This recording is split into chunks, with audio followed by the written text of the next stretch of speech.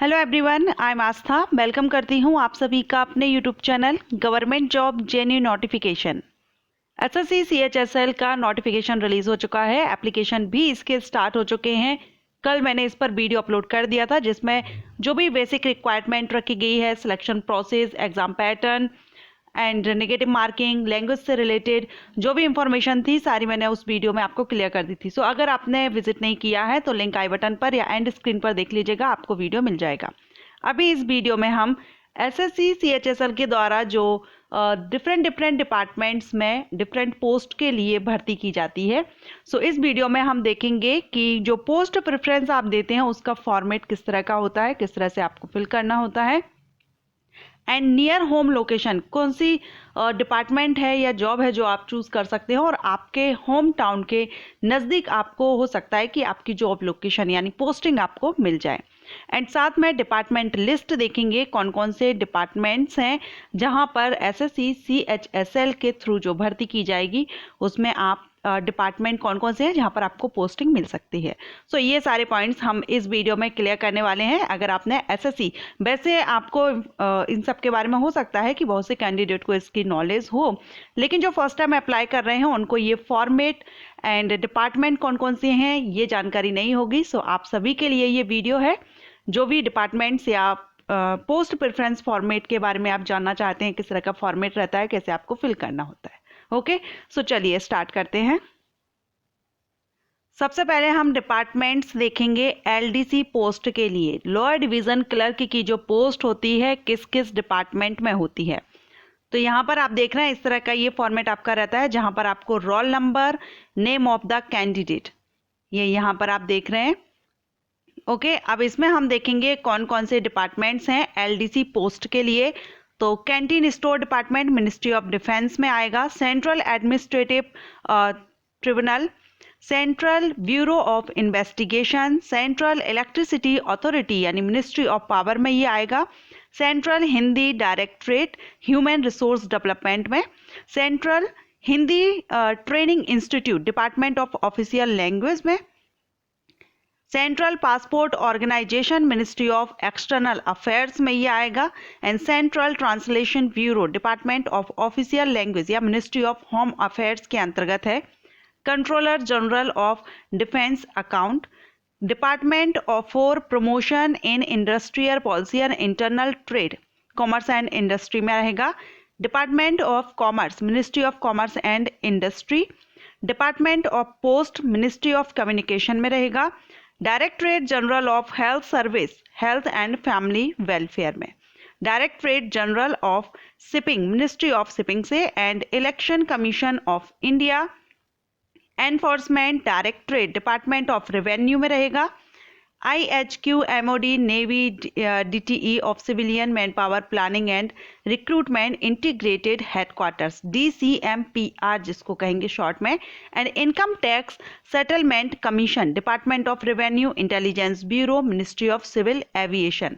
इसके अलावा lower division clerk के लिए जो अदर डिपार्टमेंट है, ministry of culture, ministry of electronics and information technology, ministry of environment forest climate change, ministry of external affairs, ministry of housing and urban affairs, ministry of information and broadcasting, ministry of labour and employment, ministry of law and justice, ministry of statistic and programme implementation, ministry of textile, ministry of tourism, ministry of water resource river development and Ganga narcotics control bureau यानी NCV, national informatics centre, national investigation agency, office of controller general of communication accounts, and office to the JS and CAO ministry of defence में रहेगा। Ordnance factory board ministry of defence, and registrar general India vice president secretariat. So ये lower division clerk के लिए हैं और यहाँ पर आप ये पोस्ट कोड, इस तरह से आपको पोस्ट कोड दिए जाते हैं। जब आप फॉर्म फिल करते हैं तो उसमें आपको पोस्ट कोड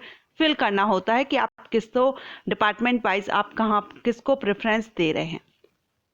एंड जो LDC की पोस्ट रहती है BRO में, उसके लिए ओनली मेल कैंडिडेट अप्लाई करते हैं और उसके लिए फिजिकल रिक्वायरमेंट भी रहती है। अगर आपको नहीं पता है तो जो VRO में पोस्ट रहेगी उसके लिए फिजिकल रिक्वायरमेंट रहती है। ओके इसके बाद हम बात करेंगे postal assistant and sorting assistant की। तो इसमें आपको पता ही है ये डिपार्टमेंट ऑफ पोस्ट में रहेगा, मिनिस्ट्री ऑफ कम्युनिकेशन में, पोस्ट ऑफिसेज या डाक विभाग जो रहता है। इसके बाद डाटा एंट्री ऑपरेटर, ये रहेगा आपका office to the controller and auditor general of India, and data entry operator ministry of environment, forest and climate change and ministry of textile.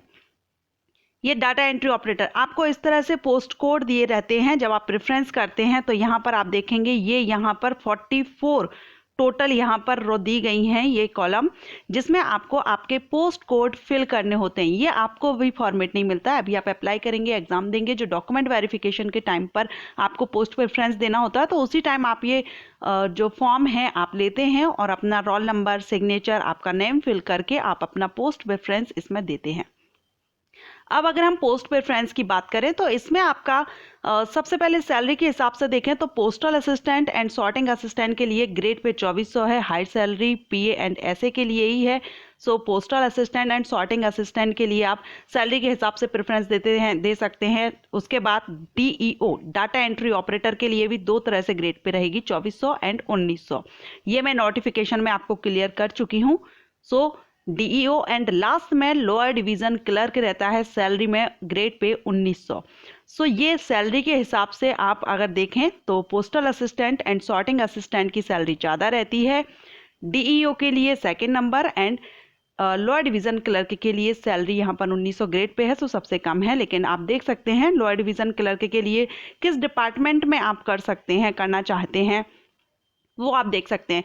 जैसे अगर हम लोकेशन की बात करें तो postal assistant and sorting assistant के ज़्यादातर चांस रहते हैं कि आपको आपके होम टाउन के नियर आपकी पोस्टिंग मिल जाए, क्योंकि इसमें ट्रांसफ़र भी इजीली होते हैं, जल्दी से इसमें ट्रांसफ़र हो जाता है इजीली।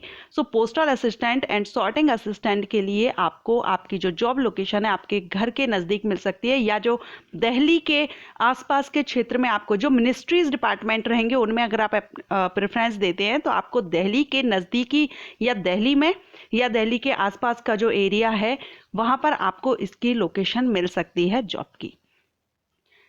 हायर सैलरी में पीए एंड एसए है, उसके बाद ट्रांसफ़र भी पीए एंड एसए में थोड़ा इजीली हो जाता है, जल्दी हो जाता है। होम लोकेशन आपको मिल सकती है क्योंकि ट्रांसफ़र होते हैं, तो आपको होम लोकेशन इसमें मिल सकती है। एंड एलडीसी का बस वर्कलोड ज़्यादा नहीं रहता है, ये है। अब इसके बाद आप खुद चूज़ कर सकते हैं, क्योंकि इसमें कुछ रिक्वायरमेंट, जैसे कि डीईओ की जो डिपार्टमेंट चेंज होते हैं तो उसमें साइंस 12th मांगा गया है। ऐसे ही जो बीआरओ डिपार्टमेंट है वहाँ पर फिजिकल रिक्वायरमेंट है, अगर आप फिजिकली फिट हैं, जो रिक्वायरमेंट रखी गई है वो आप फुलफिल करते हैं तो आप बीआरओ के लिए भी अप्लाई जो एलिजिबल होते हैं। अगर हम एलडीसी में डिपार्टमेंट्स की बात करें तो इसमें आप directorate general of health service को चूज़ कर सकते हैं, सेंट्रल पासपोर्ट ऑर्गेनाइजेशन को आप चूज़ कर सकते हैं, मिनिस्ट्री ऑफ डिफेंस में आप जा सकते हैं जिससे आपको दिल्ली या दिल्ली के आसपास नज़दीकी आपको एरिया मिल सकता है, मिनिस्ट्री ऑफ कम्युनिकेशन में आप जा सकते हैं। इसके अलावा मिनिस्ट्री ऑफ एक्सटर्नल अफेयर्स के लिए आप फॉर्म फिल में ये प्रेफरेंस आप दे सकते हैं। सो ये कुछ डिपार्टमेंट है, अगर आप मिनिस्ट्रीज चूज़ करते हैं तो यहाँ पर ज़्यादातर चांसेस रहेंगे आपको दिल्ली या दिल्ली के नज़दीक मिलने के। एंड पी और ऐसे का मैंने आपको बताया, सैलरी भी हाई है, एंड होम लोकेशन आपके नज़दीकी आपके घर के आसपास का एरिया आपको मिल सकता है क्योंकि ट्रांसफ़र इसमें होता है। ओके, सो अभी हमने ये फॉर्मेट देख लिया। आपको इस तरह का फॉर्मेट रहता है, पोस्ट कोड रहते हैं जो आपको यहाँ पर आपका नाम, रोल नंबर, सिग्नेचर करने होते हैं और पोस्ट यहाँ पर आपको फिल करनी होती है। सो आई होप वीडियो आपको पसंद आया हो तो लाइक कीजिए। Thank you.